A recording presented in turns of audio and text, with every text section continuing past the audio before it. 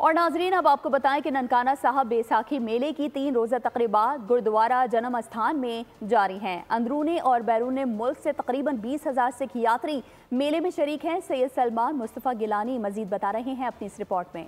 बैसाखी पंजाब के लोगों के लिए अहम सकाफती और मजहबी त्यौहार। गंदम की कटाई के आगाज पर खुशी का जश्न। बैसाखी का दिन सिखों के लिए खास अहमियत रखता है। इस दिन 1699 में गुरु गोविंद सिंह ने खालिसा पंथ की बुनियाद रखी। बैसाखी न सिर्फ सिखों बल्कि हिंदू और दीगर मज़ाहिब के मानने वालों के लिए भी एक खुशी का मौका है।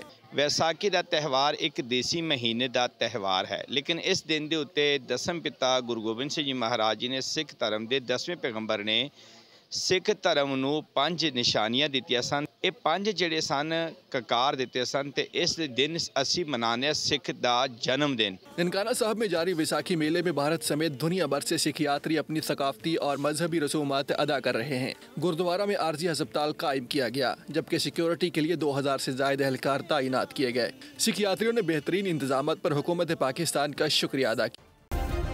सब्सक्राइब करें और बेल दबाएं ताकि कोई खबर रह न जाए।